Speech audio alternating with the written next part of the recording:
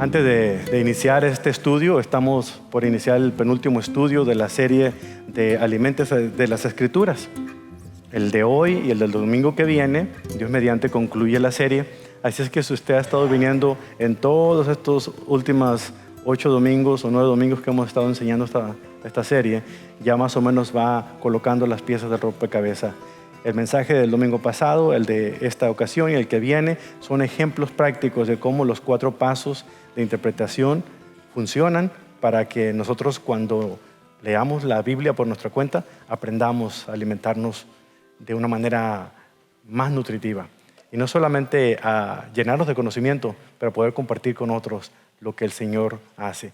Pero el ingrediente de hoy es bien importante. No solamente basta poner la mesa para servir la comida, es importante, antes de servir la comida, darle una probadita y saber que tiene el sazón necesario, el sabor que hemos pensado, y de eso se trata el mensaje del día de hoy.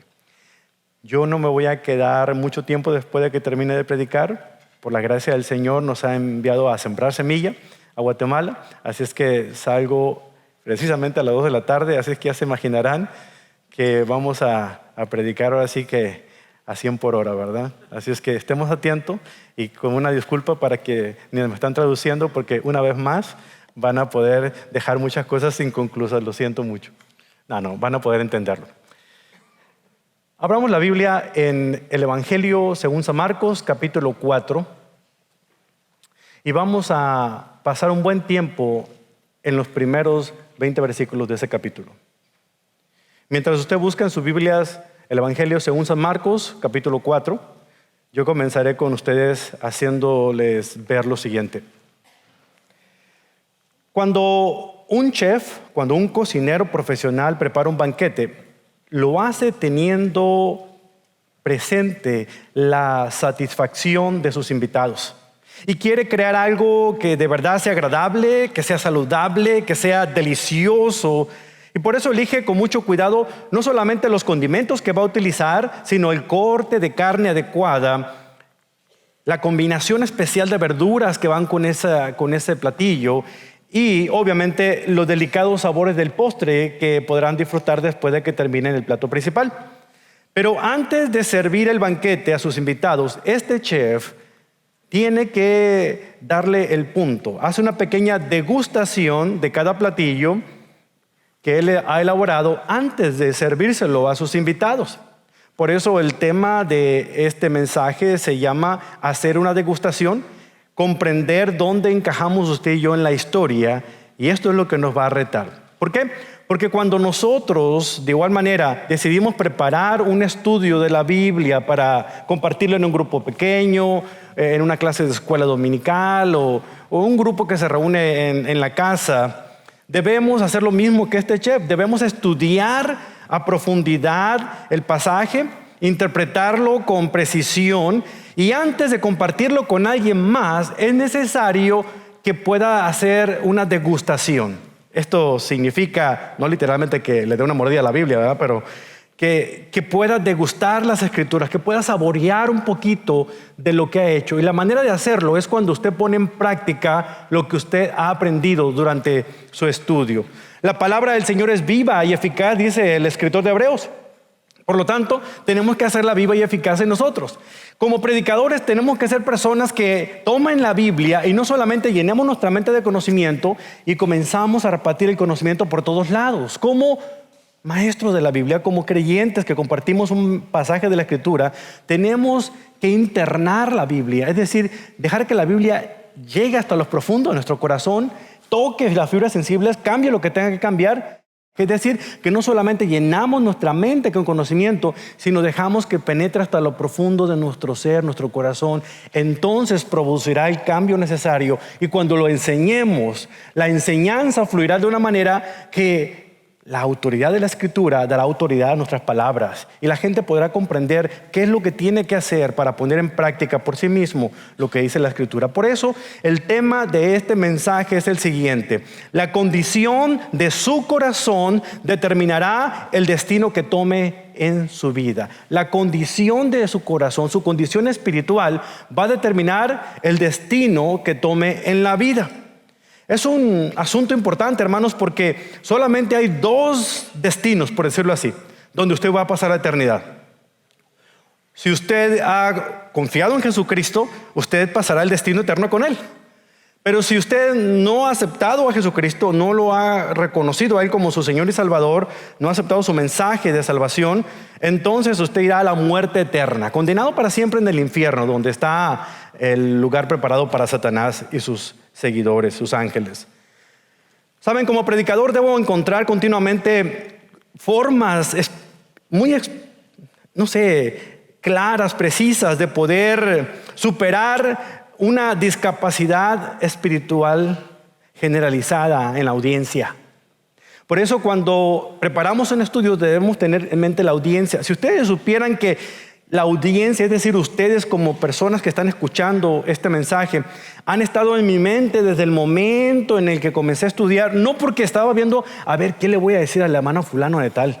A ver, ¿qué pedrada le aviento a la hermanita fulana? No, es simplemente porque yo sé que hay muchos trasfondos entre ustedes, personas que recién inician su vida espiritual, otras personas que no han iniciado su vida espiritual caminando con Cristo, no entienden, nunca han leído la Biblia, pero otros que tienen años en el Evangelio. Por lo tanto, tengo que tomar el tiempo suficiente preparándome para que la enseñanza pueda ser de tal manera que cada persona en la audiencia pueda comprender lo que Dios quiere decirle. Así, si usted va iniciando en su caminar espiritual o tiene años en el Evangelio, debo tener en mente a la audiencia. Por lo mismo es que necesito pasar horas estudiando.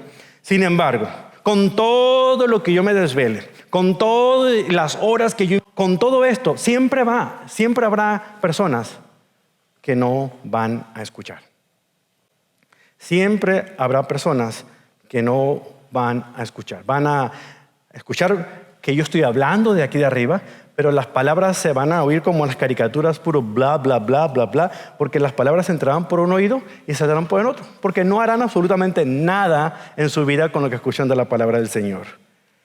Por eso, aún con todo eso, el deseo en mi corazón es ser preciso, claro y práctico a la hora de enseñar la palabra, porque así como hay algunos que quizás nunca van a escuchar, hay otras almas que van a estar listas y dispuestas a escuchar la voz de Dios a través de la enseñanza de su palabra.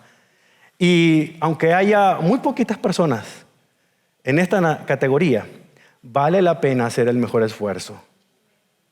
Aún así, sin importar lo que sea, yo creo que me llena de consuelo el hecho de que el propio Señor Jesucristo estaba consciente de esto. Cuando el Señor enfrentó la misma discapacidad espiritual de sus oyentes, Él predicaba, y en lugar de preocuparse porque muchos oían pero no escuchaban, Él simple y sencillamente siguió enseñando con más fuerza y más pasión.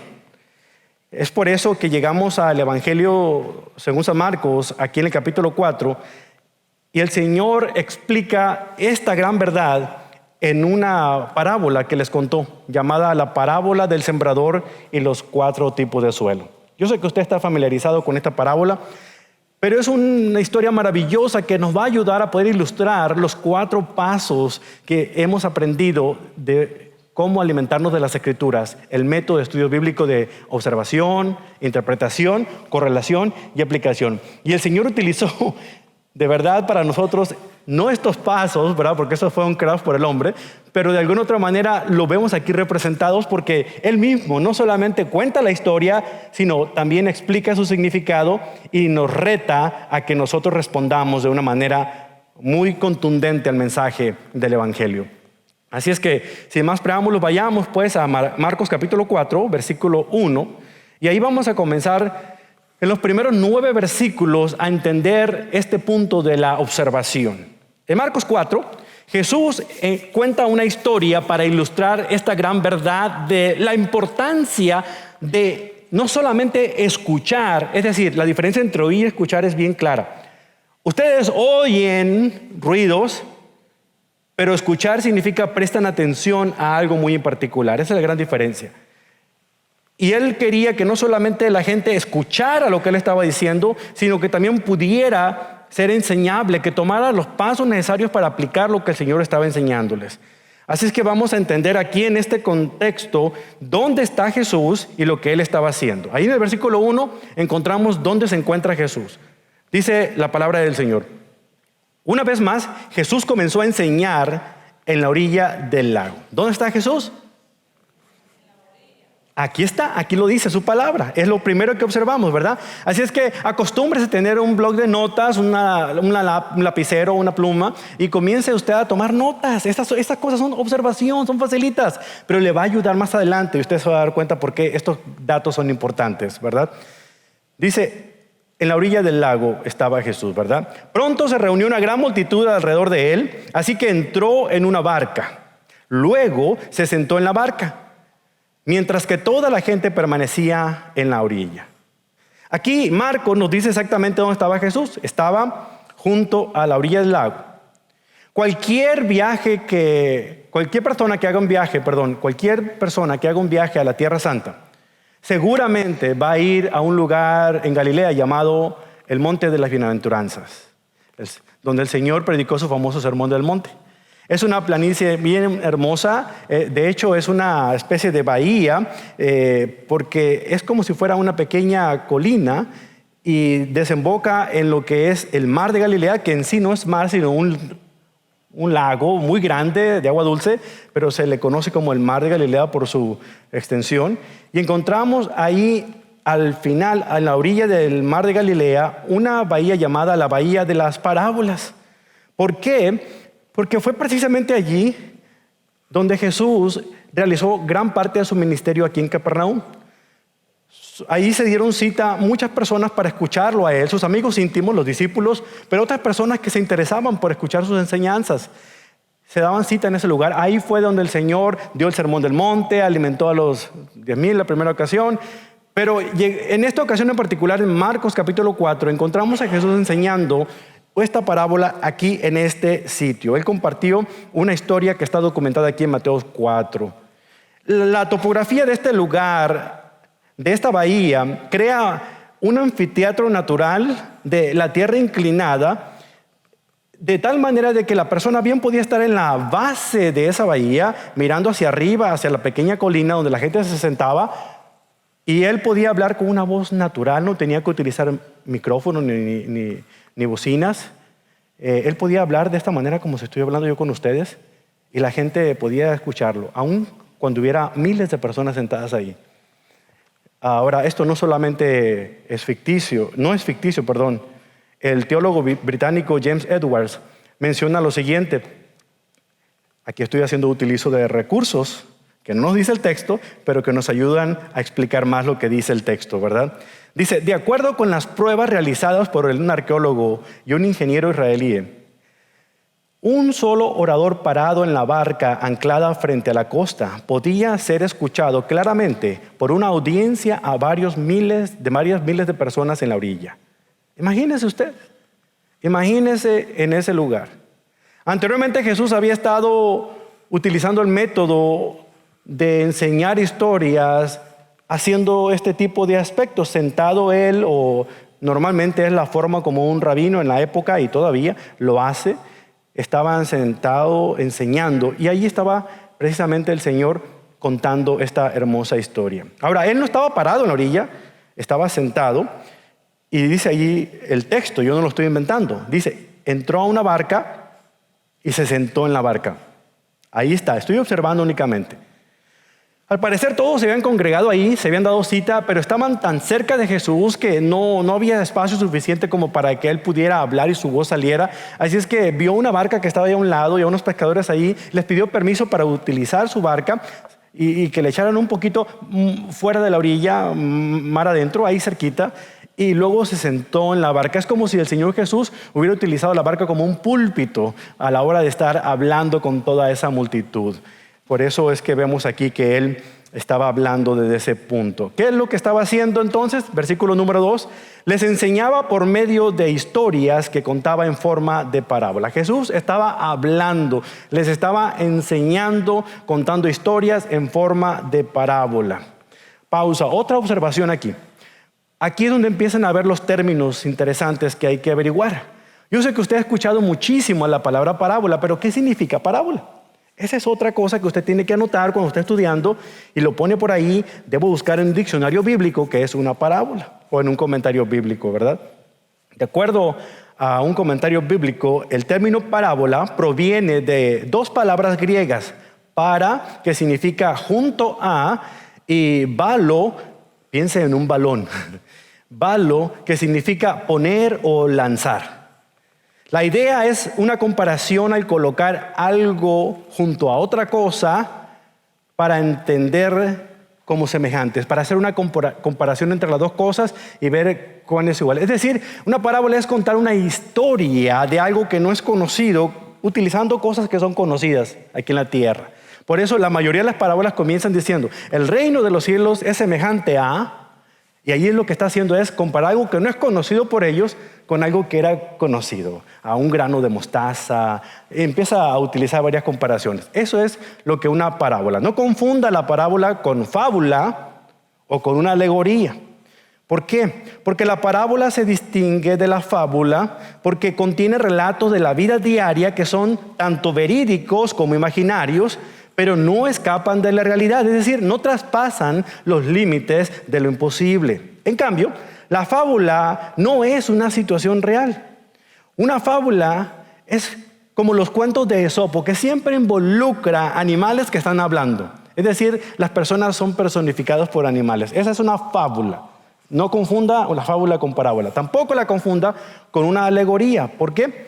Porque las parábolas también se distinguen de las alegorías, ya que comunican una sola enseñanza o una sola verdad espiritual con un contenido esencial, sin negar el uso de distintas anécdotas o distintas metáforas o analogías. Pero una sola idea central es la que se está tratando de dar a conocer. En cambio, la alegoría tiene tantos detalles y usted puede sacarle un significado a cada cosa que se emplee. Por ejemplo, si alguna vez ha leído los libros o visto la película de las Crónicas de Narnia de C.S. Lewis, esa es una alegoría porque usted puede encontrar significados. El león representa a Jesús, la Lucy representa acá. O sea, esta es una alegoría. Las parábolas no son así. Tienen una sola enseñanza, una idea fundamental que quiere transmitir. Entonces, volviendo al punto, mientras leemos el capítulo 4 de Marcos, podemos observar y tomar nota de lo siguiente. Jesús está sentado en un lago, ¿verdad? En una barca junto a un lago. Se sube a la barca, se sienta y hay una multitud de personas que se han reunido de distintos lugares. No nos lo dice así, pero el trasfondo, cuando hacemos correlación, nos damos cuenta que gente provenía de otras regiones cercanas, a lo mejor del lugar donde el Señor creció, Nazaret, o personas de Capernaum, donde estaban también compartiendo de la palabra del Señor. Toda esa gente estaba allí. Y aquí en el versículo 3 encontramos que el Señor comienza a hablar. La primera palabra que Él les dijo a la multitud fue la siguiente: escuchen. Un agricultor salió a sembrar. Vamos a hacer una pausa. Las parábolas nunca fueron pensadas para ser leídas. Las parábolas son historias destinadas a ser contadas. Si escuchamos con atención historias como las parábolas, vamos a empezar a unir las piezas una con otra y vamos a poder entender cuál es la idea. Aquí la orden del Señor, porque es una orden, es una palabra imperativa, es la palabra griega akuo, que aparece en el Evangelio de Marcos 10 veces. 10 veces. 4 en este capítulo. De hecho, no, 10 veces en este capítulo, perdón, y 40 veces en todo el libro. O sea que es importante esta palabra porque se repite muchísimo en todo el libro del Evangelio de Marcos, ¿verdad? El Señor obviamente está queriendo decir algo importante, por eso dice, escuchen. Una forma diferente de decir, escuchen con el ímpetu que el Señor está tratando de hacerlo, es como si dijéramos en nuestro buen castellano, pónganme atención. Presten oídos, paren oreja, escuchen. En los tiempos de Jesús, un agricultor sembraba sus campos con la mano. Es decir, llevaba colgado al hombro un morral lleno de semilla y cruzaba el campo sacando un puñado de semillas y las esparcía por el terreno. Las plantas no crecían en filas, en surcos derechitos como los vemos muchas veces en los sembradíos modernos. No, el campo muchas veces estaba bordeado por un lado con arbustos y matorrales espinosos. El otro lado a lo mejor tenía una delimitación de una vereda, un camino que el mismo agricultor había construido para que los traducentes pudieran pasar por ahí de camino hacia el pueblo, o él mismo. Pero ningún agricultor, por más habilidoso que fuera, podía evitar que algunas de esas semillas cayeran en el camino o entre los arbustos o entre los lugares pedregosos que estaban allí. Algunos, quizá, la gran mayoría, se aseguraba de poder ponerla en terreno fértil. Esta es la historia que Jesús quiere que sus oyentes se imaginen, así como usted se la está imaginando, porque no todos tienen la experiencia de haber crecido en un campo donde había siembras. De niño me tocó trabajar en el campo que tenían mis padres, mi mamá, mi papá, y trabajé lo suficiente como para darme cuenta que yo no quería dedicar toda mi vida a trabajar en el campo. Pero pude ver cómo se sembraba la semilla en nuestros lugares utilizando equipos más especializados. Ya no había arados, aunque usted no lo crea, había un tractor y una sembradora y todo lo demás. Pero en el tiempo de Jesús no había indumentaria de esta manera, se hacía con la mano. Y se sembraba la semilla y se esparcía por todos lados. En esta escena tan familiar para el público de aquel tiempo, Jesús estaba colocando en sus mentes algo conocido, porque luego venía la explicación de algo desconocido para ellos. Eso es una parábola. Cuando usted quiere enseñar la Biblia y tenga que contar una historia, utilice cosas que la persona conozca. Un pez, no sé, un auto, una bicicleta, un espejo. Lo que la persona conozca. De esa manera trate de relacionar a la persona, de entender por dónde va la idea, que la gente esté familiarizada con lo que usted está queriendo decir. Me encanta cómo el comentarista Warren Wiersbe describe una parábola. Dice, las parábolas empiezan con imágenes, luego se transforman en espejos y llegan a convertirse en ventanas. Qué bonito, ¿eh? Dice, primero tenemos una vista al ver la porción de la vida en la imagen, un primer vislumbre. Después hay una percepción cuando nos vemos en el espejo, nos damos cuenta de que está ahí. Y luego hay una visión cuando miramos a través de la ventana a la revelación que vemos que el Señor pone aquí en su palabra. Esta descripción es útil. Eso nos ayuda a entender lo que es una parábola. Una parábola se convierte en una ventana que nos permite ver más allá de lo obvio. A través de esa ventana, Jesús estaba describiendo el destino de la semilla usando 4 circunstancias diferentes. Vamos a explicarlas. Siga leyendo el versículo 4. El primer punto que menciona aquí es el camino que representa un tipo de suelo endurecido. Dice el versículo 4, a medida que esparcía la semilla por el campo, algunas cayeron sobre el camino y los pájaros vinieron y se las comieron. La razón por la que algunas semillas cayeron sobre el camino fue porque los agricultores habían hecho esos surcos, esos caminos, a un lado de sus campos de sembrado para que la gente pudiera ir al pueblo y ellos mismos se acercaran allá. Pero el tráfico de gente era tanto que ese terreno quedaba tan endurecido que se hacía el camino más fuerte. No había pavimento como en nuestros tiempos, pero era tan duro por tanto caminar que se había endurecido. Eso lamentablemente producía que la semilla quedara a la intemperie, la semilla que caía en el camino, y los pájaros venían y se la comían rápidamente. La semilla nunca tuvo oportunidad de crecer porque fue arrebatada antes de que pudiera siquiera germinar. Esto ilustra el efecto de un suelo endurecido. Preste mucha atención, estamos observando, no estamos interpretando todavía, porque es muy fácil interpretar. La ventaja es que esta parábola del sembrador, el Señor mismo nos la va a explicar. Sigamos. El siguiente tipo de terreno. El terreno rocoso representa un suelo poco profundo o superficial. Versículo 5. Otras semillas cayeron en tierra poco profunda, con roca debajo de ella. Las semillas germinaron con rapidez porque la tierra era poco profunda, pero pronto las plantas se marchitaron bajo el calor del sol y como no tenían raíces profundas, murieron. Este segundo ejemplo nos lleva a un suelo diferente, a un tipo de suelo diferente. Es un suelo superficial. Hay un poquito de tierrita por encima, pero cuando usted le hace un movimiento o lo mueve la tierra, se ve ahí la roca firme. Es bueno para la construcción porque la roca está ahí, pero es muy malo para la siembra. Las semillas mostraron una promesa al inicial porque como había un poquito de tierra y con el agua, pues germinaron, pero no echaron raíces, sucumbieron del sol abrasador y se marchitaron y murieron. Las plantas nativas normalmente se removían antes de este tipo de siembra, excepto a lo largo del valle. Pero bueno, vamos a ver el siguiente tipo de terreno. Dice, el terreno espinoso representa un suelo dividido o distraído. Versículo 7. Otras semillas cayeron entre espinos, los cuales crecieron y ahogaron los brotes. Así que estos brotes no produjeron grano. Estos arbustos que estaban allí eran silvestres, habían crecido por su cuenta. Había espinas, había matorrales, había todo eso.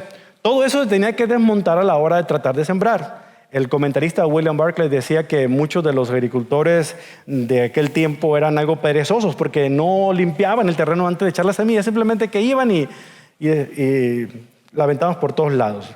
Lo que sucedía es que estas plantas, al crecer juntamente con la semilla sembrada, las demás plantas que ya tenían tiempo allí, habían echado raíz profunda y sofocaban a la buena planta y moría porque le faltaba nutrientes, agua, espacio y luz solar.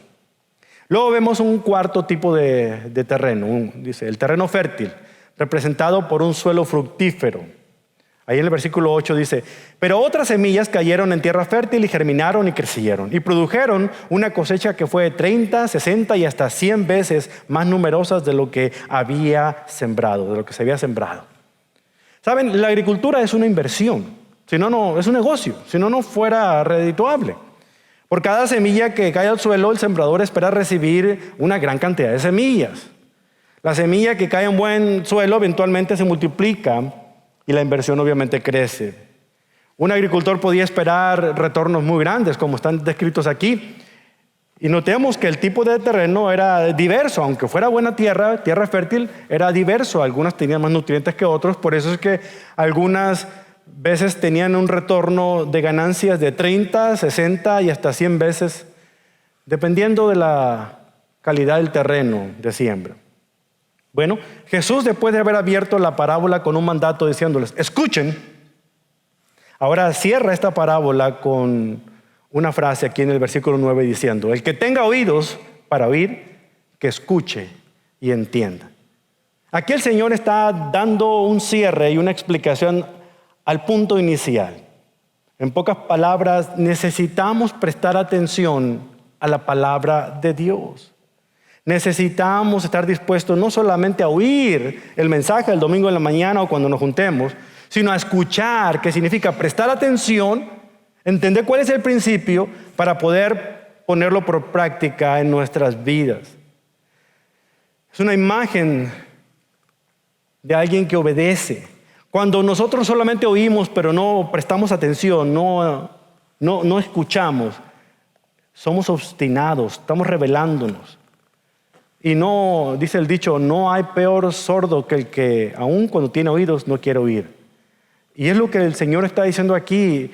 Esta verdad es para los que no son rebeldes ni obstinados, sino para aquellos que son entendidos, aquellos que saben escuchar. Así es que, escúchame, porque ahora viene el significado de la parábola. Aquí el Señor encontró abundantes ilustraciones y verdades de las cosas de la vida cotidiana. Todas estas fueron diseñadas para llevarnos a Dios. Era el plan del Señor, anunciar el reino de Dios. Pero lo que quería era que tanto sus oyentes, sus discípulos, pero la gente que lo estaba siguiendo, pudieran escuchar, prestar atención para que pudieran seguirlo por los motivos correctos. Mucha gente lo seguía porque él hacía sanidades, porque él hablaba muy bonito, qué sé yo, porque se había convertido en un maestro muy popular. Por cualquier razón que la gente lo seguía, porque convertía, multiplicaba el pan y los peces, no sé. Por muchas razones la gente lo seguía, pero él quería que lo siguieran por las razones correctas, porque los estaba llevando hacia Dios.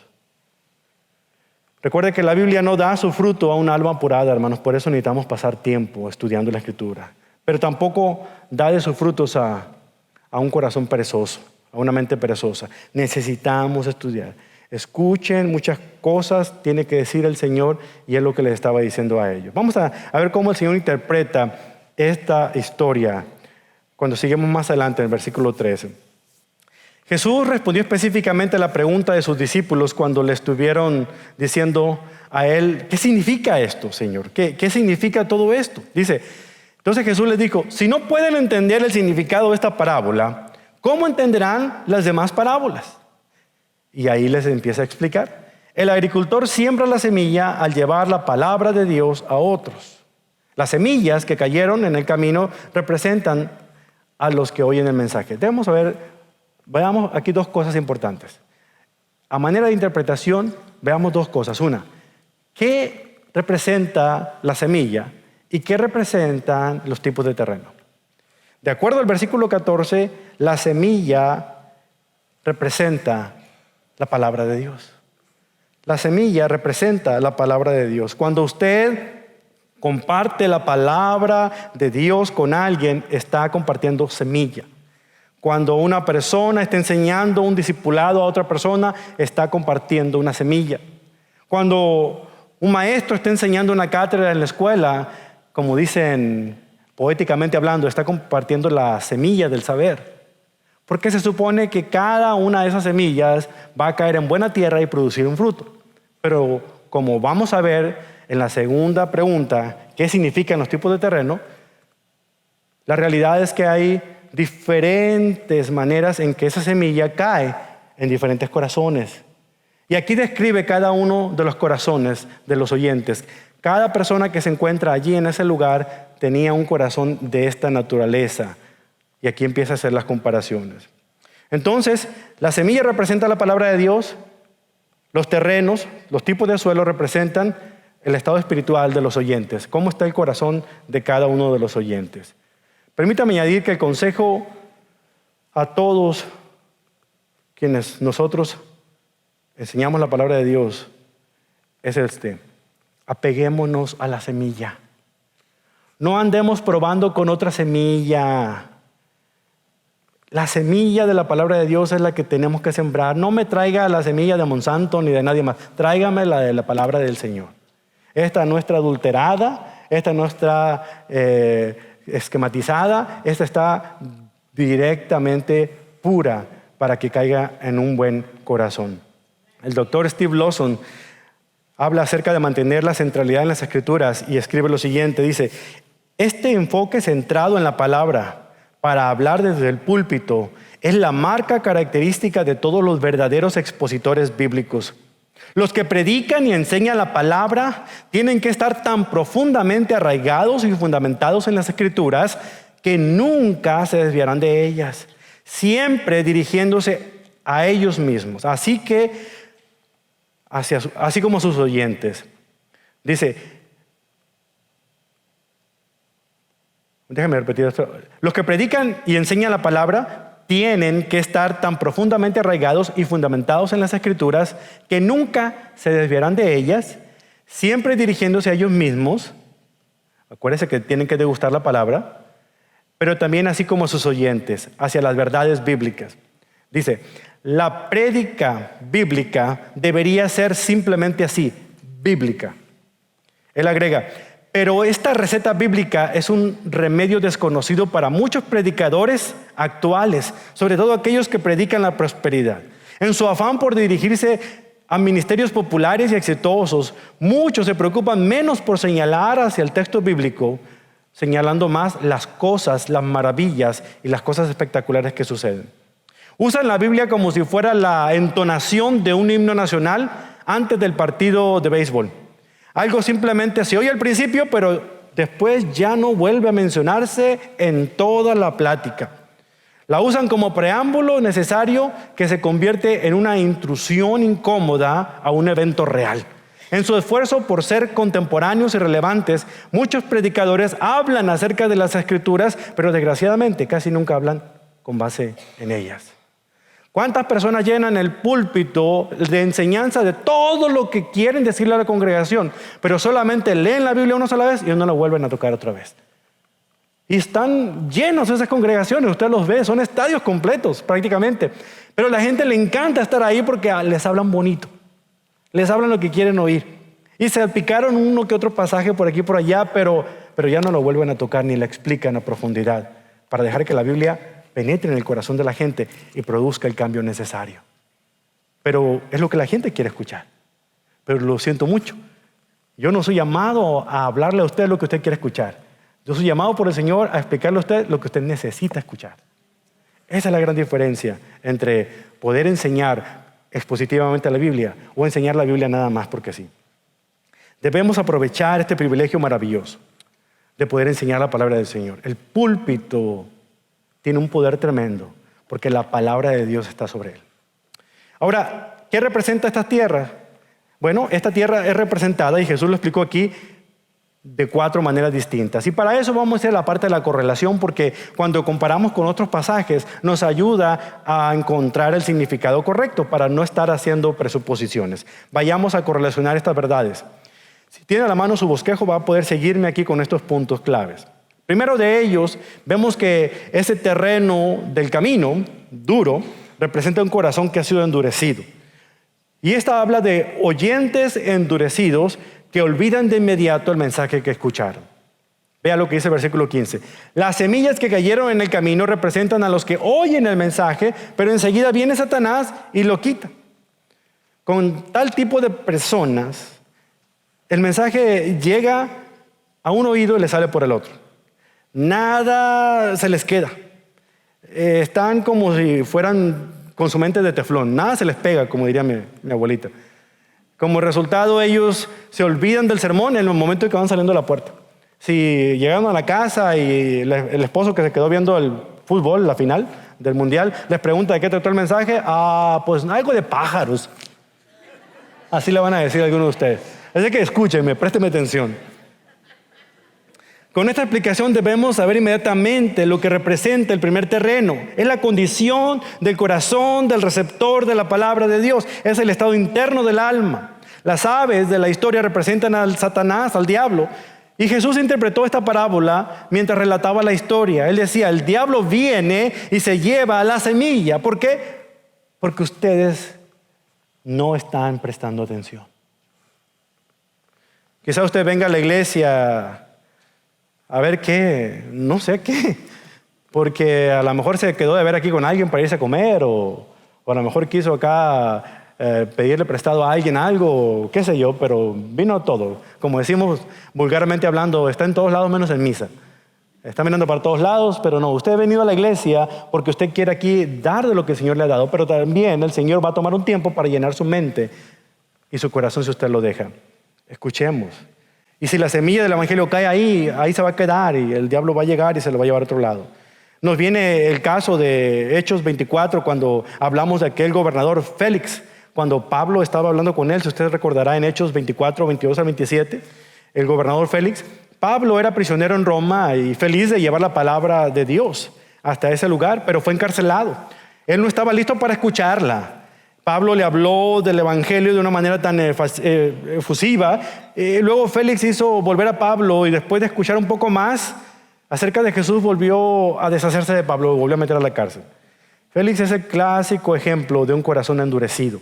Escuchó el mensaje de Dios, pero en lugar de tomarlo en serio, solamente jugó con la idea. Entretuvo la idea un momentito nada más. Otro ejemplo de alguien así con el corazón endurecido se refiere a un personaje llamado Alejandro, el artesano. Aquel artesano de cobre que menciona a Pablo en 2 Timoteo 4, versículos 4 al 15. Aquí vemos a Pablo diciendo, este hombre me hizo mucho daño, ¿se acuerdan? Porque se opuso firmemente a lo que nosotros dijimos. Alejandro era el tipo de personas con un corazón endurecido hacia la palabra del Señor. Estamos haciendo correlación. Buscamos otros pasajes donde este tipo de pensamiento se puede centrar. Segundo tipo de terreno pertenece a algunos corazones poco profundos. Por lo tanto, los oyentes superficiales abandonan rápidamente el mensaje de Dios. Dice el versículo 16, allí en el pasaje que leímos. Las semillas sobre la tierra rocosa representan a los que oyen el mensaje y de inmediato lo reciben con alegría, se emocionan nada más. Pero como no tienen raíces profundas, no duran mucho. En cuanto tienen problemas o son perseguidos por creer en la palabra del Señor, caen. Son personas superficiales. Son personas que no tienen terreno profundo en su corazón. Escuchan el mensaje, se emocionan. ¡Ay, gloria a Dios! ¡Amén! ¡Aleluya! Pero viene un problema, viene una situación y empieza, y el marido les pone el cuerno o la esposa les, no sé qué, cualquier cosa, de una situación, una enfermedad, lo que sea, les hace sembrar en su corazón. Entonces dice, Dios no me quiere, Dios no está conmigo. ¿Para qué voy? ¿Para qué hago esto? ¿Por qué? Porque no hay profundidad en su corazón, son superficiales. Mientras todo está bien, gloria a Dios, aleluya. Pero cuando vienen los catorrazos, ¿dónde está Dios? Oh, Dios no me quiere. Oh, Dios no me escucha. No hay profundidad. No hay raíz profunda. Por lo tanto, el mensaje de la palabra no llega. Germina un poquito nada más, pero no profundiza. Nos volvemos emocionales. ¿Saben quién me recuerda a este personaje? Un personaje así, Judas. Judas escuchó muchas veces las enseñanzas. ¿Cuántas veces? Él era el tesorero del grupo. Formaba parte de los 12 discípulos. Vio cosas increíbles, milagros maravillosos. ¿Cuántas veces él cargó las canastas de la comida que el Señor multiplicaba milagrosamente? Sin embargo, Judas, si usted correlaciona muy bien el pasaje, se dará cuenta de que él lo traicionó en el momento más vulnerable del Señor. Lo vendió por unas cuantas monedas de plata. Juan registra la escena poco triste en Juan 6:66 cuando dice, a partir de ese momento muchos de sus discípulos también se apartaron de él y lo abandonaron. Aquí refiriéndose a Judas y a otros que quizá a la hora de la verdad no lo siguieron. Es muy fácil ser seguidores a distancia de Jesús. Mientras todo esté cómodo, mientras todo esté bien, todos vamos siguiendo a Jesús. Somos cristianos y todo lo demás. Pero cuando empiezan las situaciones, si tengo un jefe que es musulmán, no digo nada acerca del cristianismo. No vaya a ser que me corra el trabajo. Porque prefiero estar en el trabajo a decir que soy cristiano. Y así sucesivamente empezamos a hacer cosas, pero luego nos retractamos de ellas. ¿Por qué? Porque somos, ahora sí que de doble ánimo. Porque estamos divididos en nuestro corazón. Y esto nos vuelve personas distraídas de la verdad, de la palabra de Dios. La palabra griega que se traduce fuerte deseo, aquí en Marcos capítulo 4, versículo 18, es epitumia. Esto podría referirse a un deseo sano o un deseo nocivo. En este caso era un deseo malo. Junto con las preocupaciones de la vida y el poderoso atractivo de hacerse ricos, muchas veces las personas abandonan todo lo esencial. Fíjese lo que dice aquí el versículo 18. Las semillas que cayeron entre los espinos representan a los que oyen la palabra de Dios.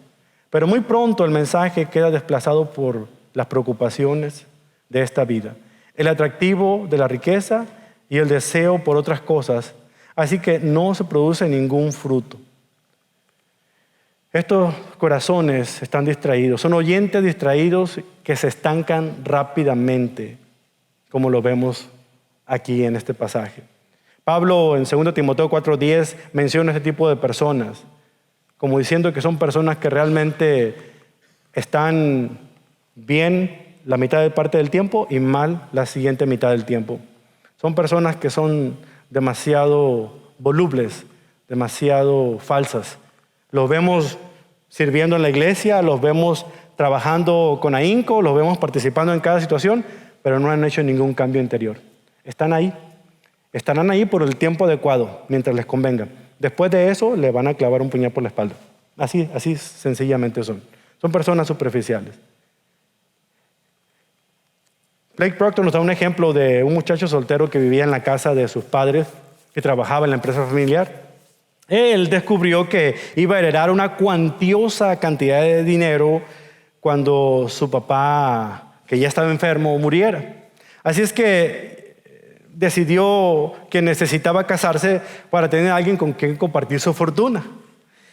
Empezó en una reunión que tuvo con inversionistas a conocer a personas y se dio cuenta de una mujer hermosa que estaba en esas reuniones. Y se acercó a ella y muy considerado, él le pide que si quiere salir con ella, tomar un café, y ella acepta. Entonces, cuando estaban en el café, le dice, quizá te parezca un poco abrupto que yo te haya invitado, pero a lo mejor tú me verás como un hombre común y corriente, pero déjame decirte una cosa. En muy poco tiempo yo voy a heredar la fortuna de mi padre que está enfermo. Él va a morir, pero me va a heredar 75 millones de dólares, más todas las inversiones que él tiene. La mujer, impresionada, le pidió una tarjeta de presentación y a las 2 semanas se convirtió en su madrastra.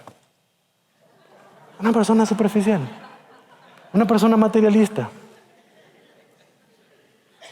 Según los principios de la parábola, Jesús, aquí, este hombre tenía un corazón como una tierra llena de espinos. No se veía realmente cuál era la intención que tenía en su corazón. Su vida estaba consumida por el señuelo de las cosas del mundo. Ten en cuenta esta otra historia muy parecida de aquel matrimonio donde el esposo le dice, ay, querida mía, quiero que sepas que te amo más que a nada del mundo. Te amo con todo mi corazón. Quiero que te cases conmigo. Vamos a tener una gran vida juntos. Ahora, déjame aclararte una cosa, novia mía. Yo no soy muy rico. De hecho, no soy rico. No tengo un yate ni un Rolls Royce como Juanito Ruiz, pero te amo con todo mi corazón. Y ella escuchó todo lo que decía él por media hora. Al final de cuentas le dice, ay, cariño, yo también te amo, pero platícame un poquito más de Juanito Ruiz. Ay, interesada. De todo hay. Aquí vemos al tipo de personas que realmente la motivación que lo tiene acudiendo a iglesias o reuniéndose en grupos no es buscar la palabra del Señor. No sé qué es, pero Dios lo sabe. Porque es un tipo de terreno y de todo hay. De todos estos terrenos tenemos aquí en la congregación.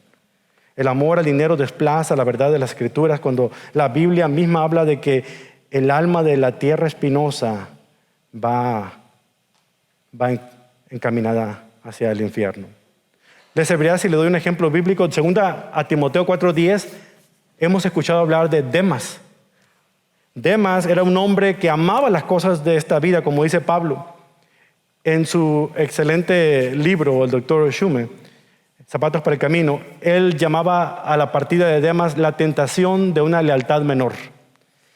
Y aquí el terreno espinoso está bien representado a lo largo de la Biblia. No tenemos la capacidad para decir si las almas de los terrenos espinosos van a ser salvas o no.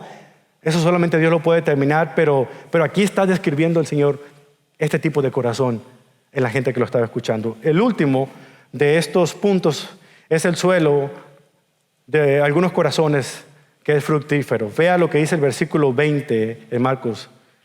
Ahí habla específicamente de uno.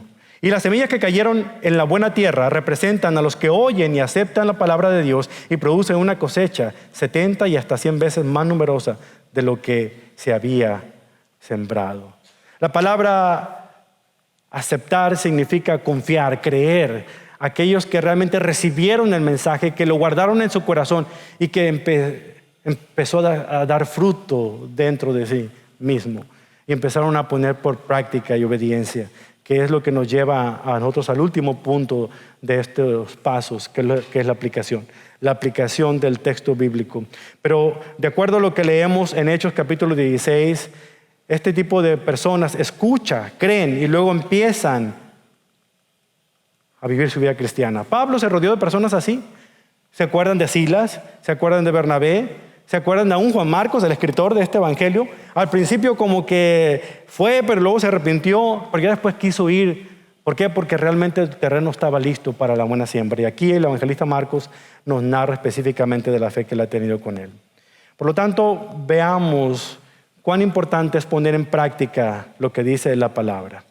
Para concluir, le insto a que haga una pausa lo suficiente para que defina qué tipo de terreno soy.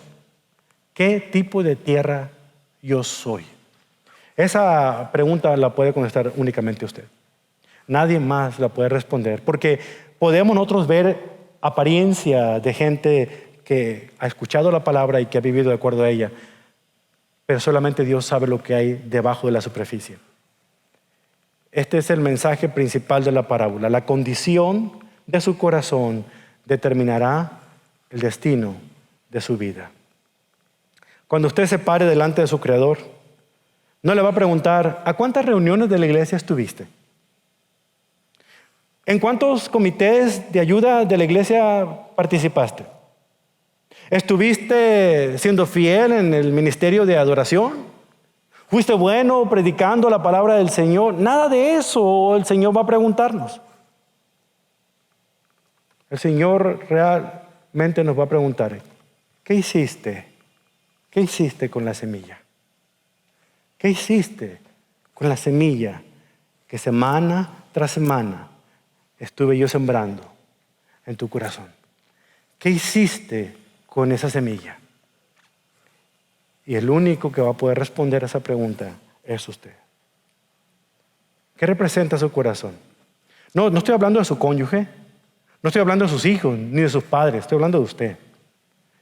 No estoy hablando de su mejor amigo, no estoy hablando de fulano de tal que dice que es cristiano, pero mira dónde anda y mira lo bien que le va. No, estoy hablando de usted. Olvídese de todos los demás. Este es un momento en el cual el Señor realmente está mirándole a usted a los ojos y está diciéndole a cada uno de nosotros: ¿qué estás haciendo con la semilla que yo estoy sembrando en tu corazón en este momento? ¿Qué vas a hacer con ella? Es mi oración, mi esperanza, que el terreno de su corazón sea un terreno fértil, hermano, para que la semilla del Evangelio pueda llegar hasta lo más profundo. Así como es importante que un chef pruebe la comida antes de servirla a otros, tanto yo, hermanos, como cada uno de nosotros, tenemos que hacer que la semilla no solamente llegue aquí a nuestra cabeza, sino baje a nuestro corazón y empiece a producir los cambios necesarios.